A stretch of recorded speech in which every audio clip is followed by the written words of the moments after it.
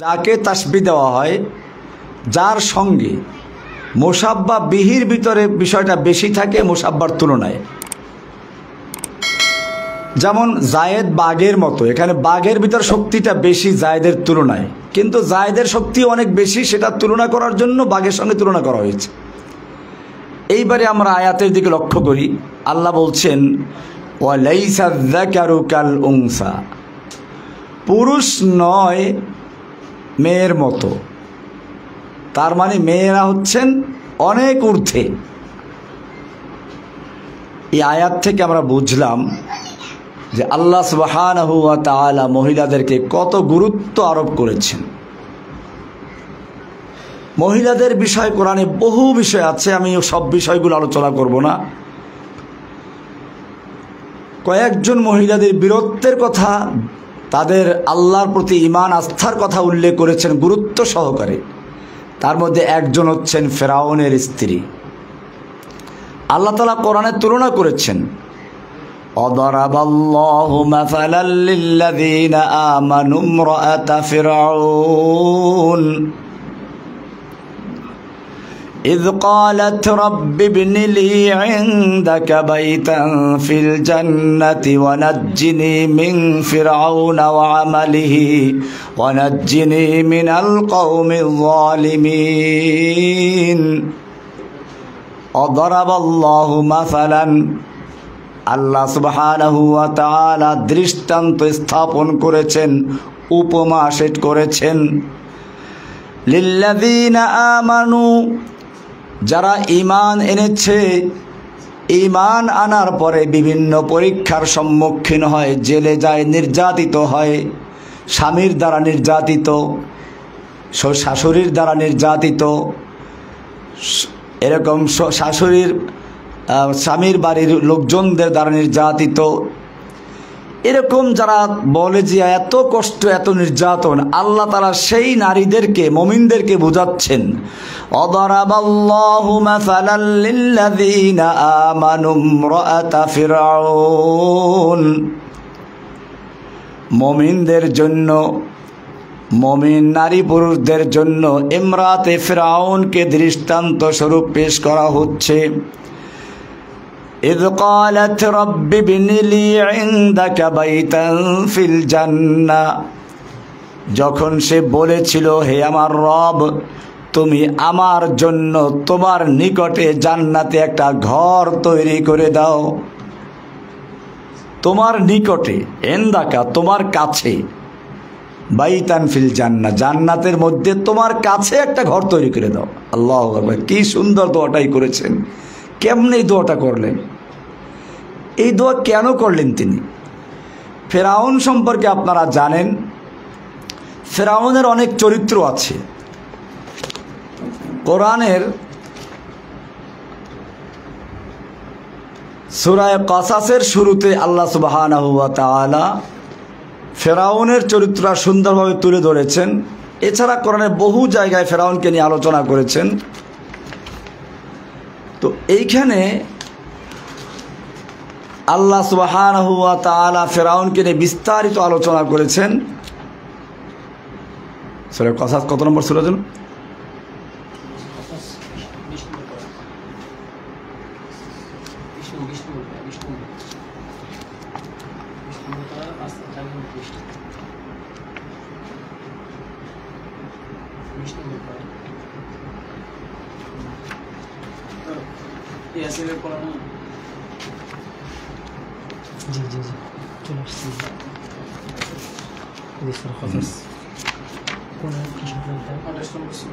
আল্লাহ সুবহানাহু ওয়া তাআলা ফিরআউন সম্পর্কে বলছেন নাতলু আলাইকা মিন নাবাই মূসা ওয়া ফিরআউন বিল হক। নাতলু আলাইকা, হে নবী আপনার উপরে আমি তিলাওয়াত করছি, মিন নাবাই মূসা ওয়া ফিরআউন বিল হক, ফিরআউন এবং মূসার বিষয়টি, সংবাদটি বিল হক, সত্য সহকারে। ফিরআউন এবং মূসার সংবাদ থেকে মিন নাবাই কিছু অংশ আমি আপনার সামনে পেশ করছি। লিকাউমি ইউমিনুন, মুমিনদেরকে বোঝার জন্য। এইখানে গিয়ে আল্লাহ বলছেন ইন্না ফিরআউনা আলা ফিল আরদ, নিশ্চয়ই ফিরআউন আলা ফিল আরদ একচ্ছত্র ক্ষমতার অধিকারী হয়েছিল। আলা মানে উলুফুন থেকে, সে সবার মাথার উপরে চড়ে বসেছিল। তার মানে তার কথা ছাড়া কারো চাকরি হয় না, তার কথা ছাড়া কোনো বিচার হয় না। বিচার বিভাগ, পুলিশ বিভাগ, যত রকমের মানুষকে সে নিজের গোলাম, নিজের দাস দাসীতে পরিণত করেছিল। আলা ফিল আরদ, এমনকি কোরআনের অন্য আয়াতে বলছেন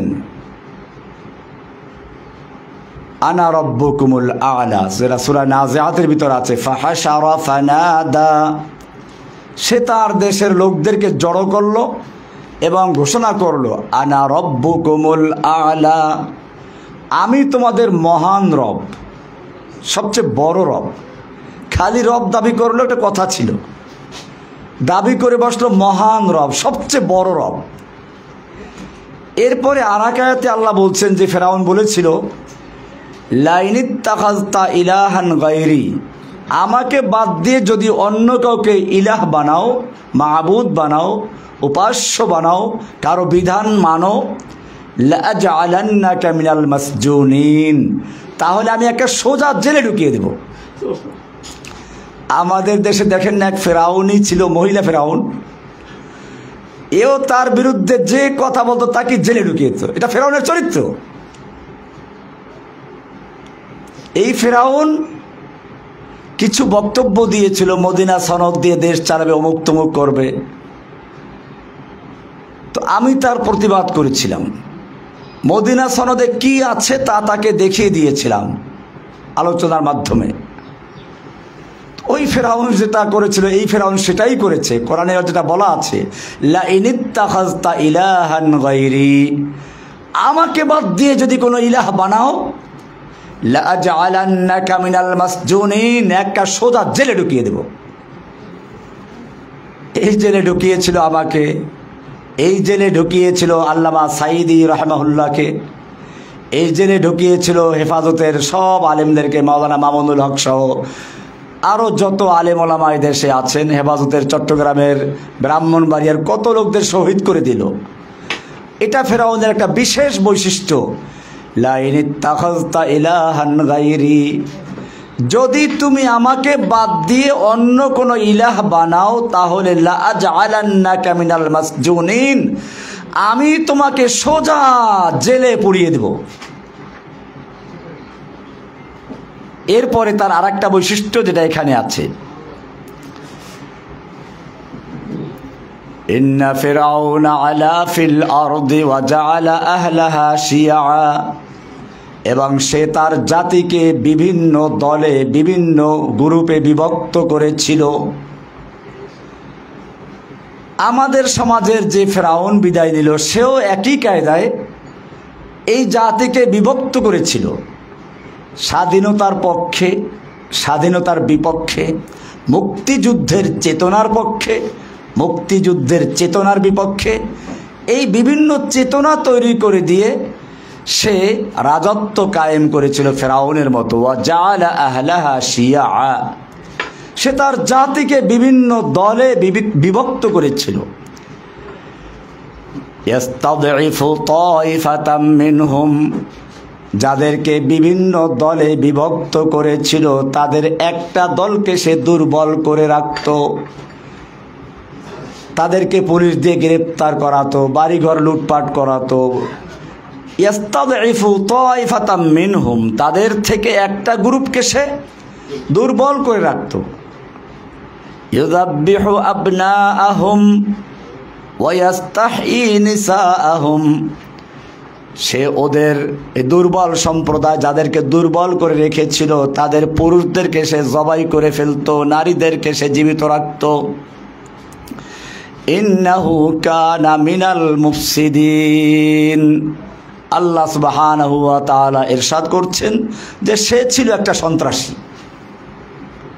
আমাদের ফেরাউনও কত বড় সন্ত্রাসী ছিল, তার সোনার ছেলেরা এদেশে না করেছে এমন কি অপরাধ আছে?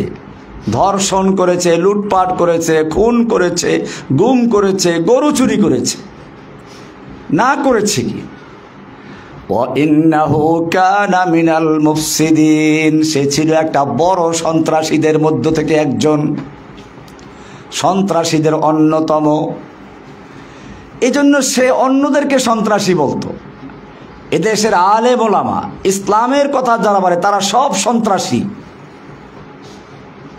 এই জন্য সে বিভিন্ন অজুহাত দেখিয়ে দেশের ইসলাম প্রিয় কোরআনের যারা কথা বলতো এদেরকে সন্ত্রাস বিরোধী আইনে মামলা দিয়ে সব সন্ত্রাসী বানিয়ে জেলে ঢুকিয়ে দিয়েছিল। এবং এর মাধ্যমে বিশ্বের যারা ইসলাম বিদ্বেষী, ইসলামের শত্রু যারা, তাদেরকে দেখাতো যে ইসলাম ধ্বংস করার জন্য বাংলাদেশে আমাকেই থাকতে হবে, অন্যরা এরকমভাবে ইসলামকে নির্মূল করা, নির্মমভাবে মুসলিমদেরকে হত্যা করতে পারবে না। আর এ কারণেই সে এই জঙ্গি নাটক সাজিয়ে এতদিন পর্যন্ত ব্যবসা করে এসেছে। কিন্তু ঘুঘু, তুমি প্রতিদিন ধান খেয়ে যাও, আজকে ফাঁদে পড়েছে। এই ঘুঘু ধরা পড়েছে জঙ্গি নাটক সাজিয়ে সাজিয়ে।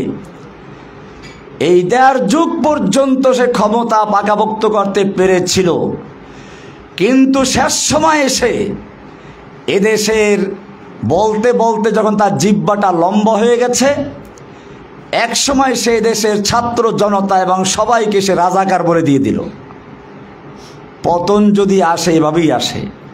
চিংড়ি মাছ, আমার মা বোনরা ভালোই বুঝবেন, চিংড়ি মাছ যখন পানিতে সাঁতার কাটে, সামনে যখন হাঁটে তখন একটু একটু করে হাঁটে, আস্তে আস্তে হাঁটে। কিন্তু সামনে যদি কোনো বাধা পড়ে তো সে পিছন থেকে এক লাফে 10 মিনিটে যা গেছে সে এক লাফে পিছনে তার চেয়ে বেশি যায়। তার মানে চিংড়ি মাছ সামনে যা আগায় তার চেয়ে পিছনে আগায় বেশি। কারণটা কি? আমার মা বোনরা আপনারা ভালো বুঝতে পারবেন। চিংড়ি মাছের মাথায় পায়খানা থাকে। চিংড়ি মাছের মাথায় কি থাকে? দেখবেন যে চিংড়ি মাছের মাথায় মগজ আর পায়খানা কাছাকাছি থাকে। যেহেতু ওর মাথায় থাকে পায়খানা, এ কারণে সামনে যা আগায় তার চেয়ে পিছনে আগায় বেশি। আমাদের হাঁচু আপার মাথায় পায়খানা ঢুকেছিল। এই হাঁচু আপা কুফফারদেরকে খুশি করার জন্য, ইসলামের শত্রুদেরকে খুশি করার জন্য এদেশের হক্কানি ওলামায়ে কেরাম, মুফাসসিরে কোরআন, কোরআনের পাখিদেরকে এক এক করে জেলে ঢুকিয়েছে। আল্লামা সাঈদী সাহেবকে নির্মমভাবে হত্যা করেছে, আমাকে নির্মমভাবে নির্জন কারাগারে অত্যাচার করেছে। এইভাবে কত আলেমদেরকে এখনও তারা কারাগারে জেলে আবদ্ধ করে রেখেছে। আমরা দেখেছি এর কারণ হচ্ছে তার মাথায় ইসলাম বিদ্বেষের ক্যারা ঢুকেছিল, পোকা ঢুকেছিল, পায়খানা ঢুকেছিল। সেজন্য সে যতটুকু সামনে আগাত তার চেয়ে বেশি পিছনে আগাত। এক রাজাকার বলে এমন এক ধাক্কা মেরেছে যে ধাক্কায় তার সব পিছনে ফেলে তাকে একেবারে পালাতে বাধ্য করেছে। মায়েরা আমার, বোনেরা আমার, ফেরাউনের চরিত্র আমি এজন্য বলছি, যেহেতু ইমরাতে ইমরানের আলোচনা কোরআনে গুরুত্ব সহকারে আল্লাহ বয়ান করেছেন। এই সন্ত্রাসী ফেরাউন আমাদের যুগেরও যুগে যুগে ছিল। আল্লাহ তাআলা বলছেন যে ফেরাউনরা একটা সময় পর্যন্ত অত্যাচার করতে পারে, এরপরে ধরা খেয়ে যায়। যেমন আমাদের ফেরাউন এক কথা বলে শুধু বলছে যে মুক্তিযোদ্ধার নাতিরা চাকরি পাবে না, চাকরি পাবে রাজাকারের নাতিপুতিরা। সে এক কথায় গোটা জাতিকে রাজাকার বানিয়ে দিল। আর রাজাকারের নাতিপুতিরা এমনভাবে ফুঁসে উঠল, রাতের মধ্যেই তারা ঘর ত্যাগ করে বের হয়ে পড়ল। আল্লাহ এবারে বলছেন, ওয়ানুরিদু আন নামুন্না আলাল্লাযীনা ইসতুদঈফু ফিল আরদ। আল্লাহ রাব্বুল আলামিন বলেন, অনুরিদু আন নামুন্না আলাল্লাযীনা ইসতুদঈফু ফিল আরদি, যাদেরকে পৃথিবীতে দুর্বল করে রাখা হয়েছিল আমি ইচ্ছে পোষণ করলাম তাদের প্রতি দয়া করতে, অনুগ্রহ করতে। ওয়া নাজআলাহুম আইম্মাহ, এবং তাদেরকে আমি নেতা বানাবার ইচ্ছে করলাম। ওয়া নাজআলাহুম আইম্মাতান, আইম্মা ইমাম বানিয়ে দিব। ওয়া নাজআলাহুমুল ওয়ারিসিন, এবং তাদেরকে সেই পৃথিবীর ওয়ারাসাত দান করব, মালিক বানিয়ে দিব। ওয়া নুমাক্কিনা লাহুম ফিল আরদি, এবং তাদেরকে জমিনের তামকিন করে দিবে, শক্তিশালী করে দিবে, তাদের ক্ষমতা দান করব। ওয়া নুরিয়া ফিরআউনা ওয়া হামানা ওয়া জুনুদাহুমা, এবং আমি দেখিয়ে দেব ফিরআউনকে, হামানকে এবং তাদের সৈনিকদেরকে, মিনহুম মা কানু ইয়াহযারুন, তারা যেটা ভয় করত সেটা তাদেরকে দেখিয়ে দিব। ফিরআউন হাঁচু আপা, হামান কাউয়া আপা, না কাউয়া আপা তো না, কাউয়া কাদের, ওয়াজুনুদাহুমা, এবং তার পুলিশ বাহিনী, ওয়াজুনুদাহুমা। আল্লাহ রাব্বুল আলামিন বলছেন আমি ফিরআউনকে, হামানকে এবং তাদের সৈনিকদেরকে দেখিয়ে দিব, হাঁচু আপাকে, কাউয়া কাদেরকে দেখিয়ে দিব এবং তার সৈনিকদেরকে দেখিয়ে দিব।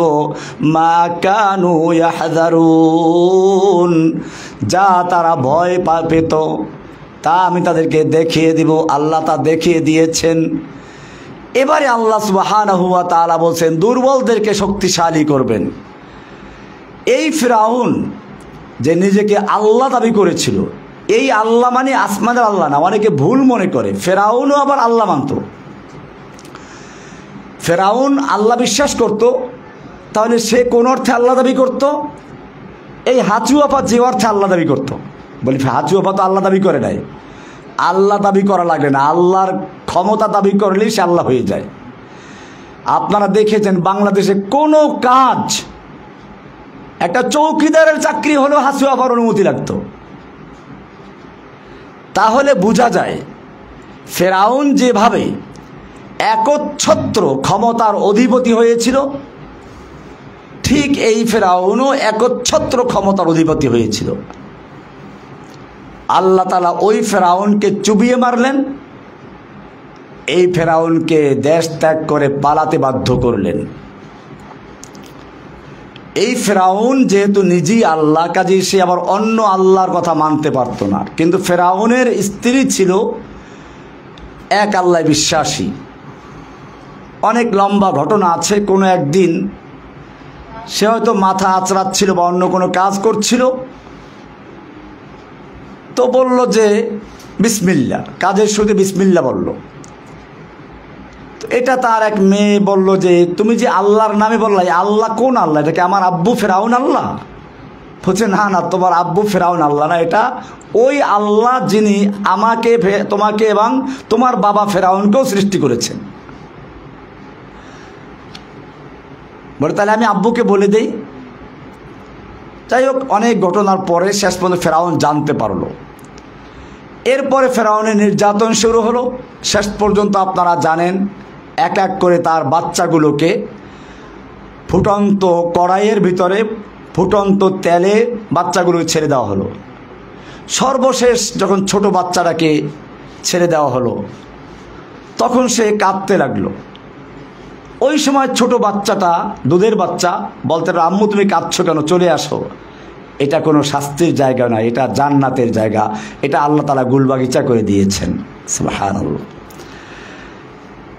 এখানেই বলতেছেন ইমরাতে ফিরআউনের কথাটা আল্লাহ তাআলা বলছেন, ইয ক্বালাত, যখন সেই ফিরআউনের স্ত্রী ইমরাতে ফিরআউন বলল, রব্বি বিনিলি ইনদাকা বাইতান ফিল জান্নাহ।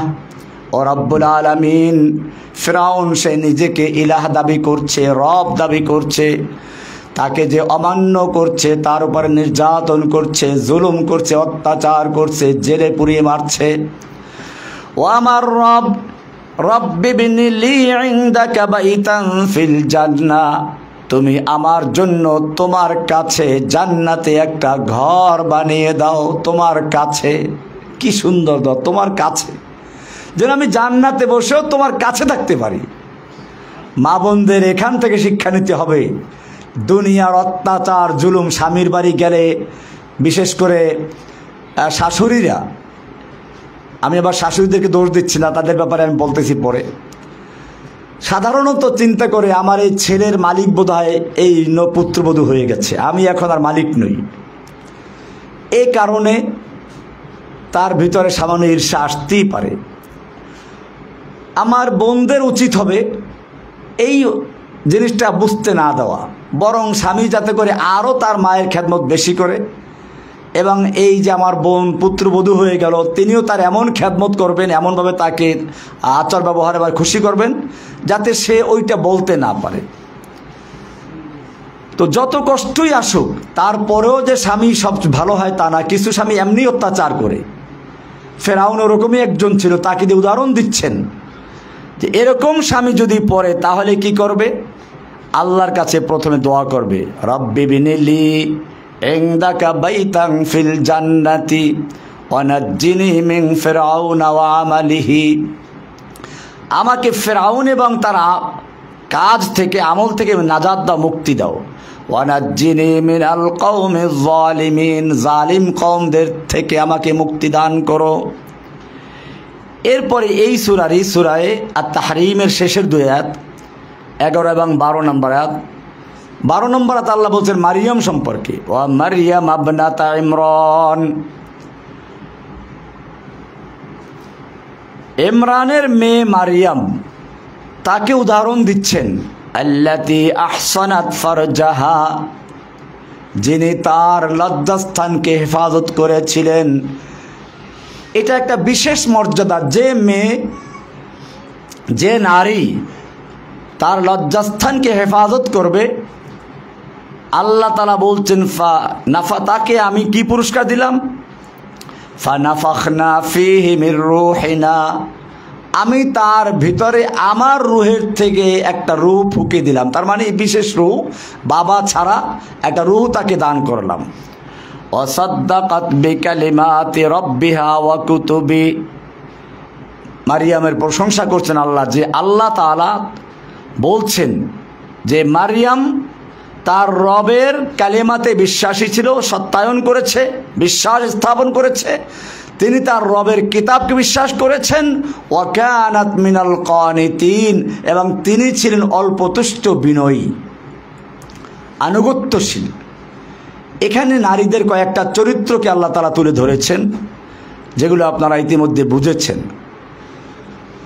সুতরাং যে নারী এই বৈশিষ্ট্যগুলো অর্জন করবেন, আল্লাহ তাআলা তাকে সেরকম সন্তান দান করবেন। ফানাফাখনা মিন রূহিনা, এখানে আল্লাহ তাআলা বুঝাচ্ছেন যে সকল নারীরা নিজের সম্ভ্রম, নিজের ইজ্জত সম্মান রক্ষা করে চলবে, আল্লাহ তাকে এরকম মারিয়ামের মতো নেক সন্তান দান করবেন। এ কারণে আজকের মা বোনদের খেয়াল রাখতে হবে, আল্লাহ সুবহানাহু ওয়া তাআলা যে দ্বীন ইসলাম দান করেছেন, তার মধ্যে নারীদেরকে স্থান দিয়েছেন, মর্যাদা আসন দিয়েছেন। নারী তার 3 স্তর। হয়তো সে মেয়ে হলে পরে আল্লাহ রাসূল সাল্লাল্লাহু আলাইহি ওয়াসাল্লাম বলছেন, যার 3টা মেয়ে হলো তার জন্য জান্নাত। এরকমভাবে সাহাবী তারপরে আরও প্রশ্ন করেছেন।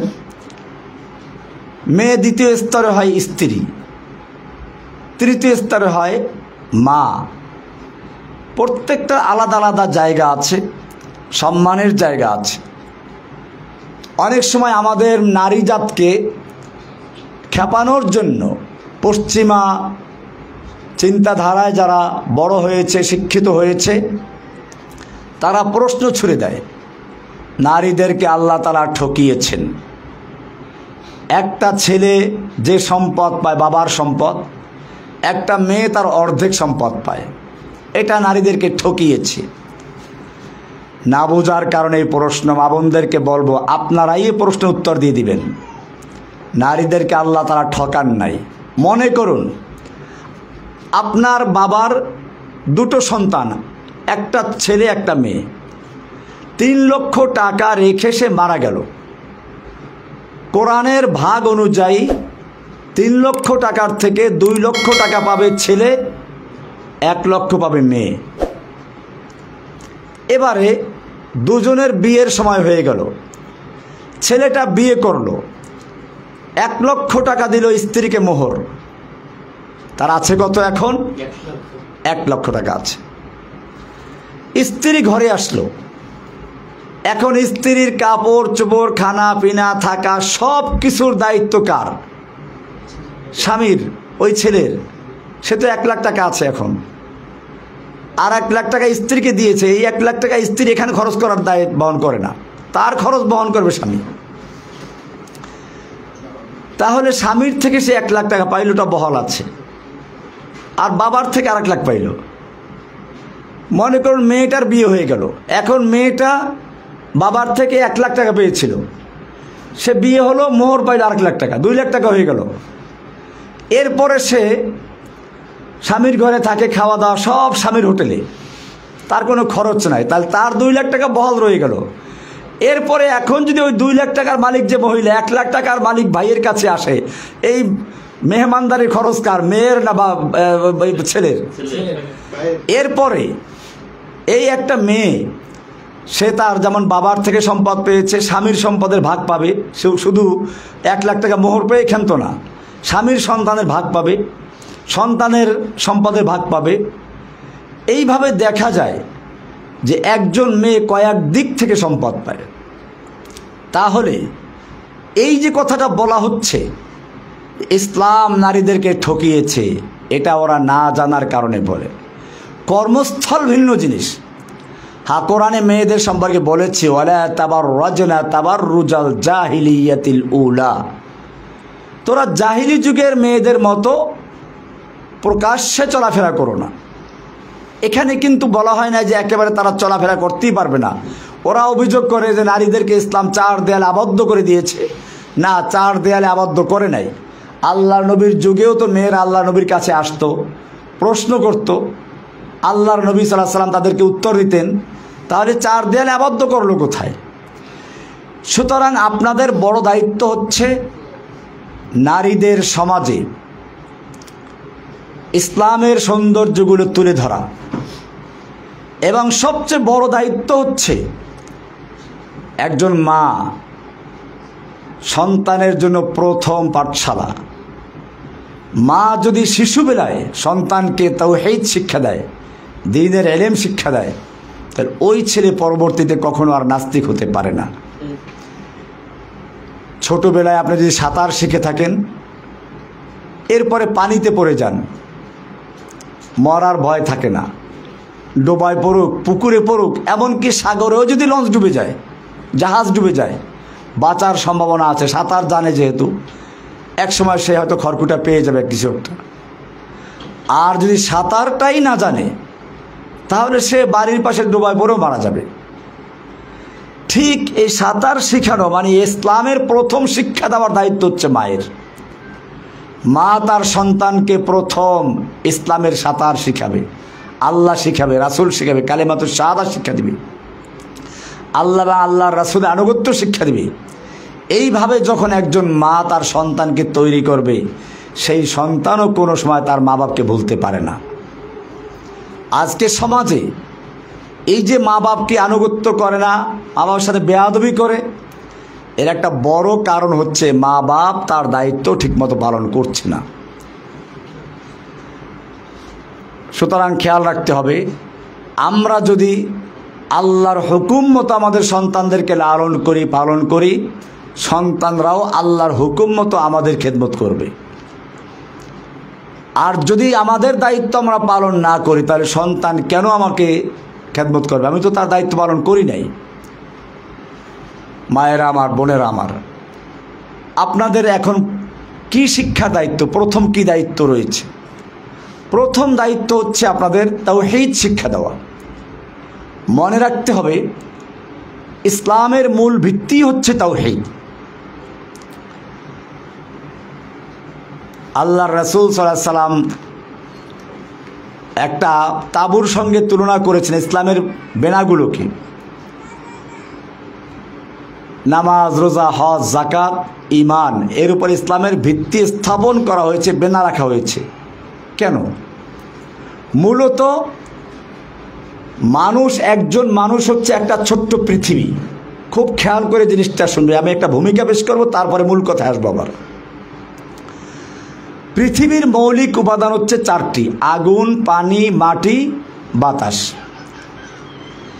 আর এই প্রত্যেকটা জিনিসের এক একটা রোগ আছে। আগুনের রোগ হচ্ছে কি, আগুন যদি আপনি নিচেও জ্বালান সে উপরে উঠবে, তার গতি ঊর্ধ্বে।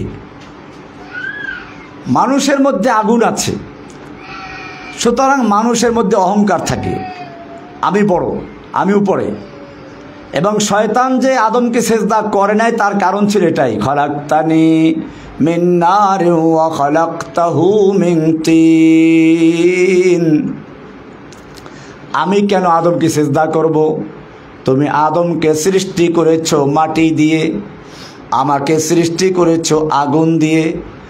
আগুনের গতি হলো ঊর্ধ্বে, মাটির গতি নিম্নে। সুতরাং যুক্তির কথা হচ্ছে আগুনের সামনে মাটি নত হবে, মাটির সামনে আগুন নয়। যুক্তিবাদী, প্রথম যুক্তিবাদী হচ্ছে শয়তান। প্রথম যুক্তিবাদীকে আল্লাহর হুকুমের সামনে বিরুদ্ধে যে ব্যক্তি প্রথম যুক্তি পেশ করেছে শয়তান। সুতরাং বোঝা গেল যারা আজকে বলে ইসলাম নারীদেরকে ঠকিয়েছে, যুক্তি পেশ করে, তাদের প্রথম গুরুকে, এরা সব শয়তানের মামা, শয়তানের শিষ্য। তো আমি বলছিলাম যে মানুষের মধ্যে আগুন আছে, আর আগুনের বৈশিষ্ট্য হচ্ছে অহংকার। সেজন্য শয়তানও অহংকারী হয়েছিল, মানুষের মধ্যে অহংকার আছে।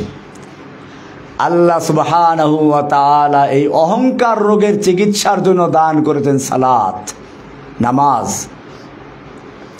নামাজে আমরা যখন দাঁড়াই প্রথমে কানে হাত দিই, এরপরে বুকে হাত বাঁধি, এরপর রুকু থেকে মাথা ঝুঁকিয়ে দিই, এরপরে সেজদায় গিয়ে আমরা মাথাটাকে মাটির সঙ্গে মিশিয়ে দিই, যেন প্রমাণ করছি নামাজের মাধ্যমে কি আমি তো মাটির মানুষ। মিনহা খালাকনাকুম ওয়া ফিহা নুঈদুকুম ওয়া মিনহা নুখরিজুকুম তারাতান উখরা।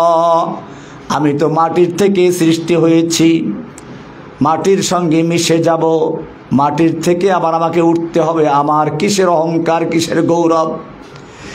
এইভাবে যখন একটা মানুষ নিজেকে মাটির সঙ্গে বিলীন করে দেয়, মাটির সঙ্গে নিজেকে মিশিয়ে দেয়, নিজেকে মাটির মানুষ রূপে প্রমাণ করে, আর এভাবেই যখন সে হয়, তখন তার মাধ্যমে অহংকার রোগ দূর হয়ে যায় এবং সে সত্যিকার মানুষে রূপান্তরিত হয়ে যায়। मिटा दो अपनी हस्ती को अगर कुछ मर्तबा चाहो, मिटा दो अपनी हस्ती को अगर कुछ मर्तबा चाहो, कि दाना खा के मैं मिलकर गुले गुलजार होता है। তুমি যদি সত্যিকার অর্থে নিজেকে বড় বানাতে চাও, উচ্চ বানাতে চাও, তাহলে সালাতের মাধ্যমে নিজেকে মাটির সঙ্গে বিলীন করে দাও, নিজের আমিত্বকে, নিজের গৌরবকে, অহংকারকে মিটিয়ে দাও। দেখবে তুমি সত্যিকার মানুষ হবে, তোমার থেকে সন্তানগুলো সেরকম সত্যিকার মানুষ হবে। আগুনের চিকিৎসা হলো কি? সালাত। মানুষের মধ্যে আর একটা মৌলিক উপাদান হচ্ছে মাটি। মাটিরও একটা বিশেষ বৈশিষ্ট্য আছে। মাটির উপরে যে আপনি কিছু রেখে দেন, কয়েকদিন পরে পাবেন না, ভিতরে নিয়ে গেছে, কৃপণ, কুক্ষিগত করে সব। সে যা পাবে তা লুকিয়ে ফেলবে, কাউকে কিছু সে দিতে চাবে না। মানুষের মধ্যে মাটি আছে, এদের মানুষ কৃপণ হয়, যা পাবো সব আমার আমার। হাদিসেও আসছে এটা, ইয়াকুলু ইবনু আদম মালি মালি।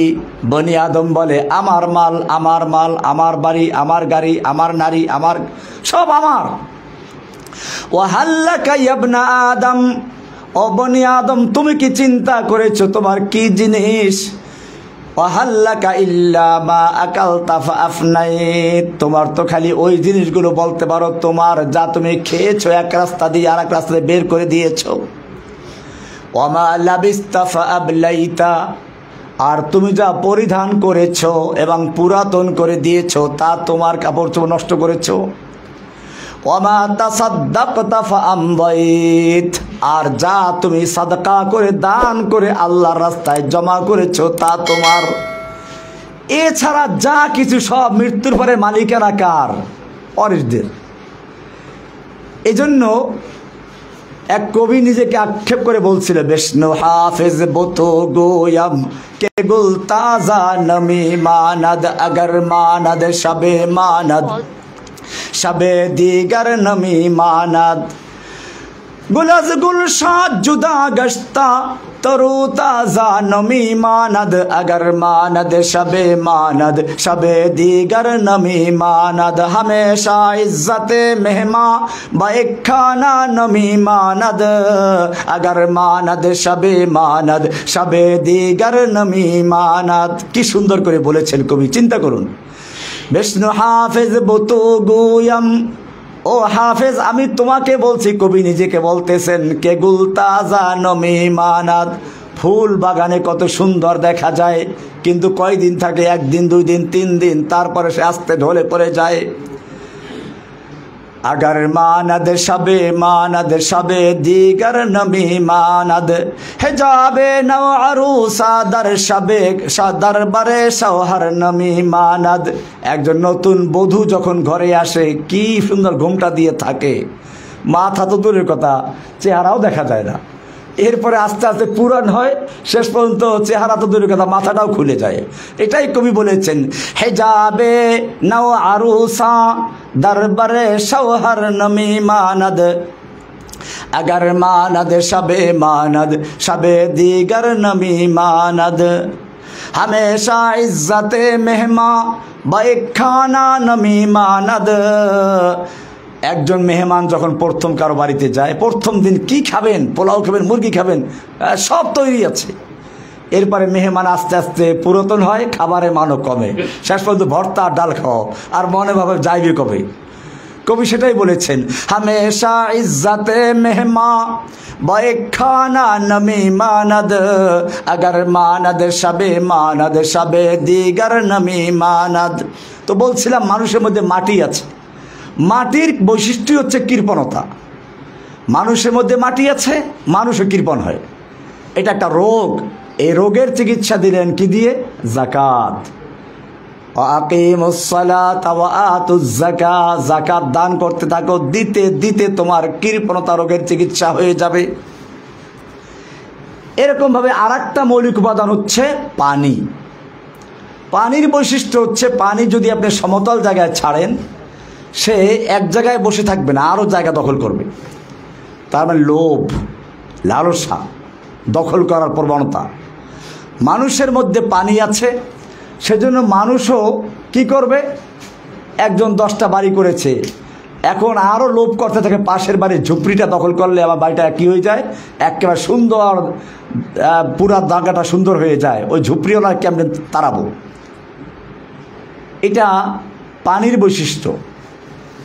আল্লাহ সুবহানাহু ওয়া তাআলা এই পানির চিকিৎসার জন্য দান করলেন, পানির রোগের চিকিৎসা লোভ, এই লোভের চিকিৎসার জন্য দান করলেন কি? সিয়াম।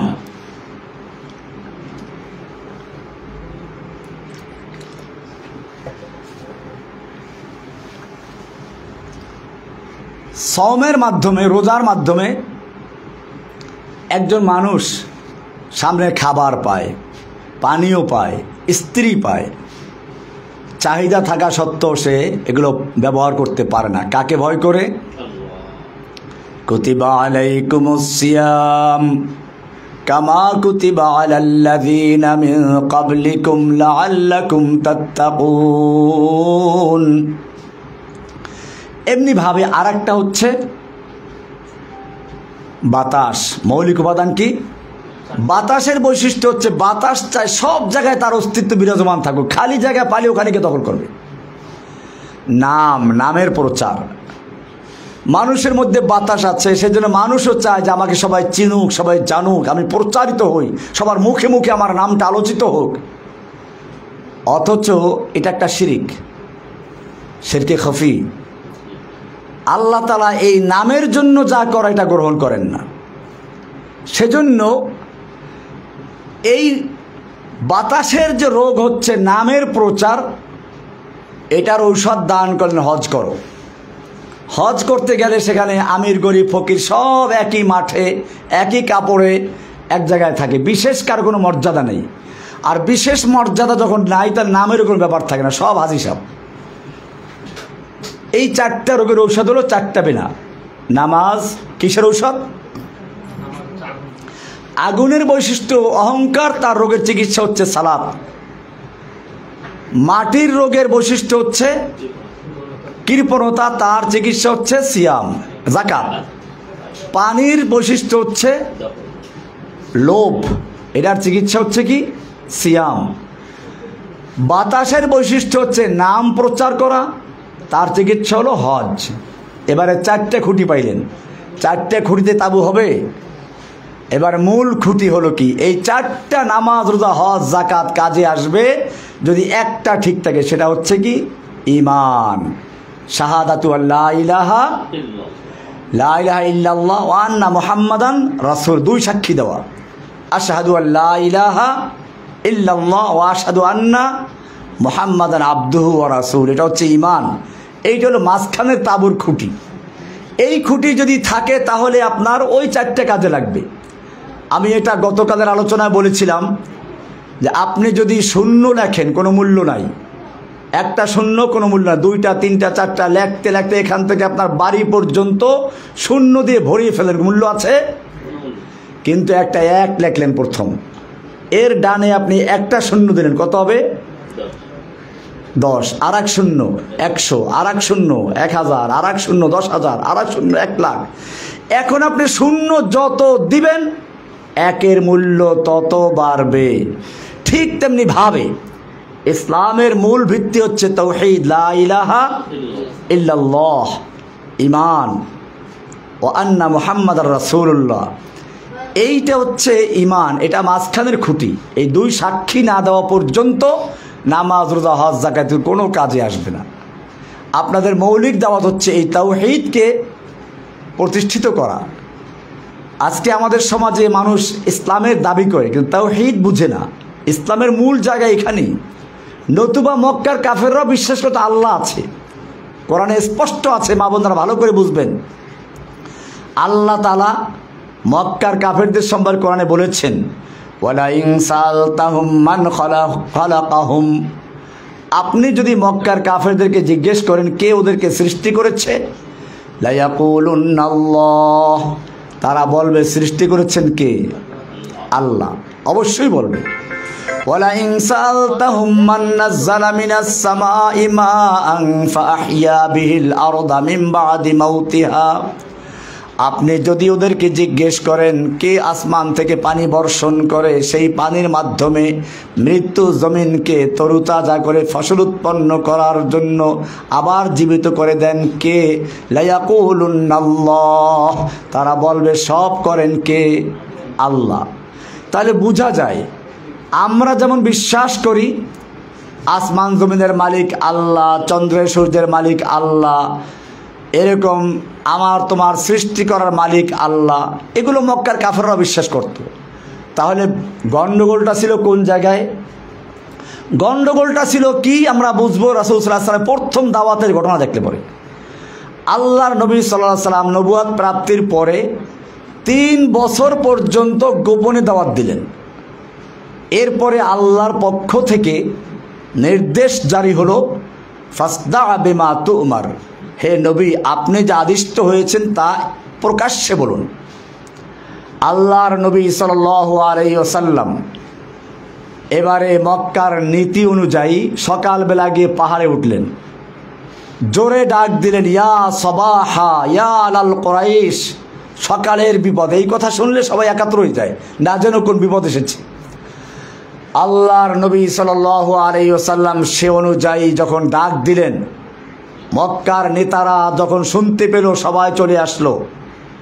এমনকি যে আসতে পারে নাই সে অন্যকে ভাড়া দিয়ে পাঠিয়ে দিয়েছে, কারণ এক তো সকালবেলার বিপদের ডাক, দ্বিতীয়ত ডাকটা দিয়েছে মোহাম্মদ, যে আমাদের সমাজের সবচেয়ে বিশ্বস্ত, কোন সময় প্রতারণা করে না, কাউকে ধোঁকা দেয় না, তিনি ডাকছেন।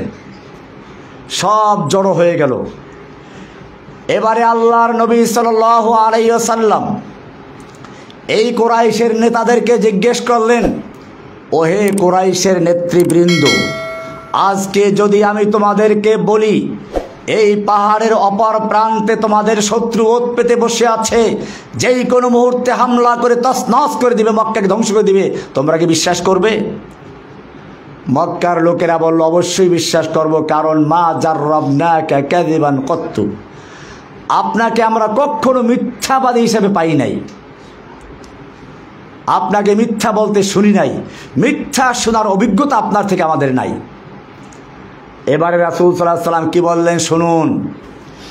রাসূল সাল্লাল্লাহু আলাইহি ওয়াসাল্লাম বললেন, ওহে ইয়া আইয়ুহান নাস, এইখানে শুধু মক্কাবাসীদেরকে নয়, গোটা বিশ্ববাসীকে বলছেন, ইয়া আইয়ুহান নাস কুলু লা ইলাহা ইল্লাল্লাহ তুফলিহুন। ও বিশ্ব মানব, বিশ্ববাসী শুনে রেখো, যদি তোমরা একটা কালিমার সাক্ষ্য দাও, লাউ কুলতুম কালিমাতান ওয়াহিদাতান, তোমরা যদি একটা কালিমা, একটা কথা, একটা বাক্য মেনে নাও, তামলিকুনা বিহাল আরব, গোটা আরবের তোমরা মালিক বনে যাবে, ওয়া তাদিনু লাকুমুল আজম, অনারব বিশ্ব তোমাদের দিন গ্রহণ করবে। কয়টা কথা মানতে হবে? একটা কথা, একটা। আবু জাহল তো খুশি, একটা কথা মেনে নিলে গোটা আরব দেশ আমাদের দখলে চলে আসবে, অন্য বিশ্ব আমাদের নেতৃত্ব মেনে নিবে। আরে মোহাম্মদ তাড়াতাড়ি বলো, একটা কথা 10টা মানবো, বলো কি কথা সে। এবারে দেখুন কি হচ্ছে। আল্লাহর নবী যেই ঘোষণা করে, ইয়া আইয়ুহান নাস কুলু লা ইলাহা ইল্লাল্লাহ, ও আরব বিশ্ব, ও গোটা বিশ্ববাসী শুনে রেখো, সেই একটা কথা আর কিছু নয়, সে কথা হচ্ছে লা ইলাহা ইল্লাল্লাহ বলো। সঙ্গে সঙ্গে আবু লাহাব খেপে গেল, নবীর আপন চাচা। আবু জাহেল খেপে গেল। আবু জাহেল কিন্তু আপন চাচা নয়, এটা ভুল কথা, গ্রামের চাচা, এলাকার চাচা। আপন চাচা হচ্ছে আবু তালেব। আবু তালেব খেপে গেল, আবু লাহাব খেপে গেল, আবু জাহাল খেপে গেল, মক্কার তারা সব তছনছ করে দিল। আল্লাহর নবীর পক্ষে কথা বলার মতো একটা লোক পাওয়া গেল না। আল্লাহ সান্ত্বনা দিলেন, তাব্বাত ইয়াদা আবি লাহাবিন ওয়া তাব্বা মা আগনা আনহু মালুহু ওয়া মা কাসাব সায়াসলা নারান যাতা লাহাব ওয়ামরাআতুহু হাম্মালাতাল হাতাব ফি জিদিহা হাবলুম মিন মাসাদ। আল্লাহ তারা সান্ত্বনা দিলেন। প্রশ্ন হচ্ছে, কেন লা ইলাহা ইল্লাল্লাহ বলার সঙ্গে সঙ্গে আবু লাহাব খেপে গেল কেন? আবু লাহাব বুঝতে পেরেছিল লা ইলাহার মধ্যে কি আছে। লা ইলাহা ইল্লাল্লাহর দুইটা পার্ট, দুইটা অংশ। প্রথম অংশ হচ্ছে লা ইলাহা, কোনো ইলাহা নাই, সব বাদ। এরপরে ইল্লাল্লাহ, আল্লাহ ছাড়া, মানে আল্লাহ ছাড়া আর কোন ইলাহ নেই। আবু লাহাব বুঝতে পারলো আমাদের এই 360টা মূর্তি দেবদেবী সবকে অস্বীকার করে এক আল্লাহকে গ্রহণ করতে হবে, লা ইলাহা সে কথা আছে, সেজন্যই সে প্রতিবাদ করেছে। আমার মায়েরা, বোনেরা, মনে রাখতে হবে।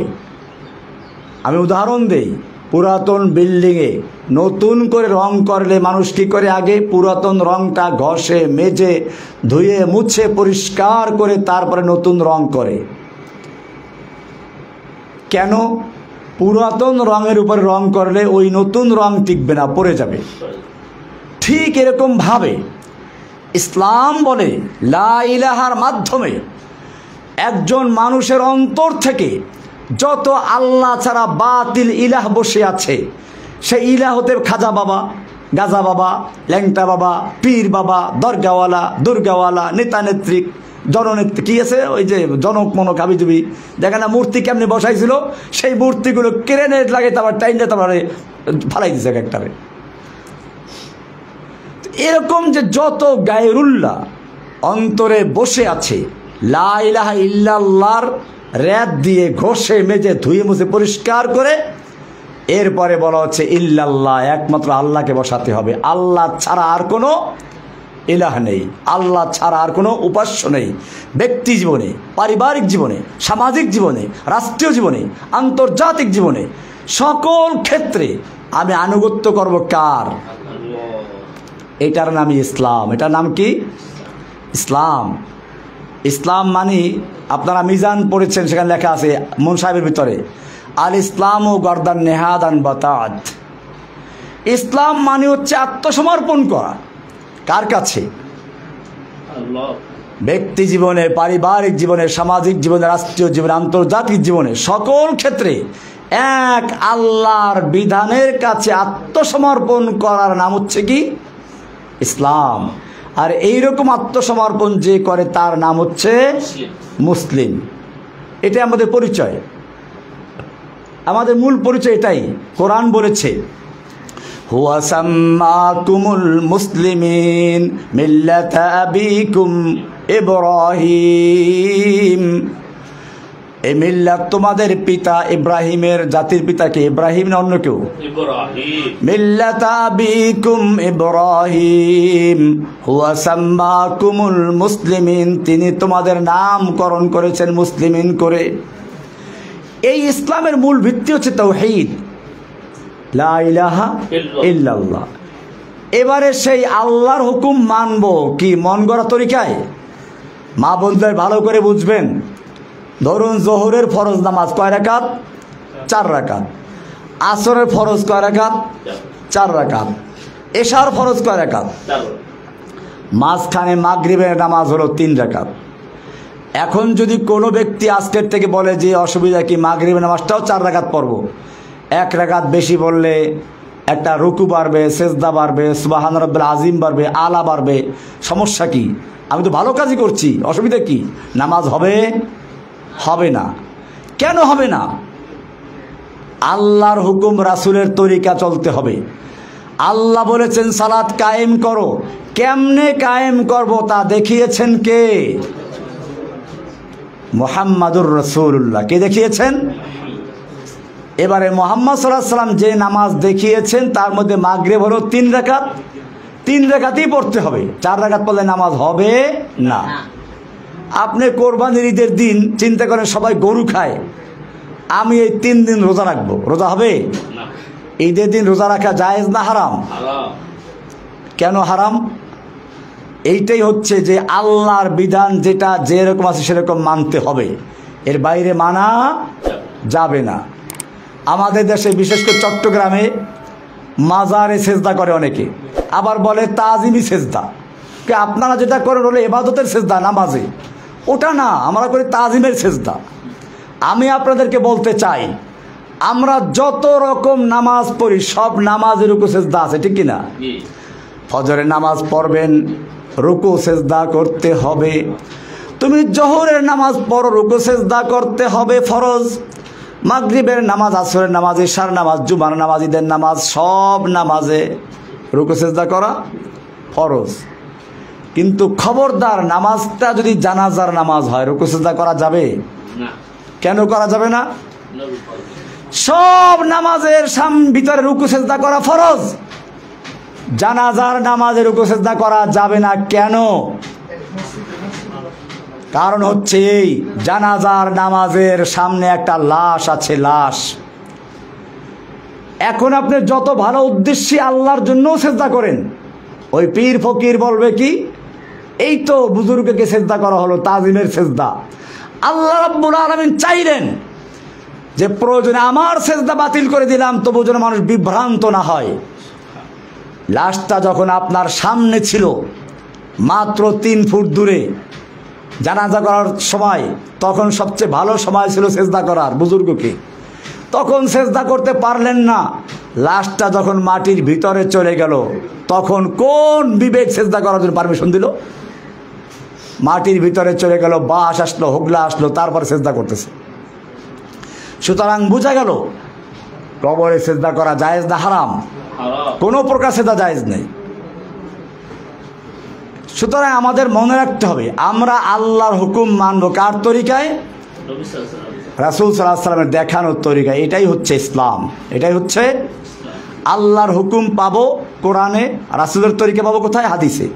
কোরআন এবং হাদিসের মাধ্যমে আমরা শিখবো আমাদের দিন। আল্লাহ সুবহানাহু ওয়া তাআলা আমাদের সকলকে বিষয়গুলোকে বুঝার এবং আমল করার তৌফিক দান করুন। ওয়া আখিরু দাওয়ানা আনিল হামদুলিল্লাহি রাব্বিল আলামিন। আর কোনো প্রশ্ন আছে?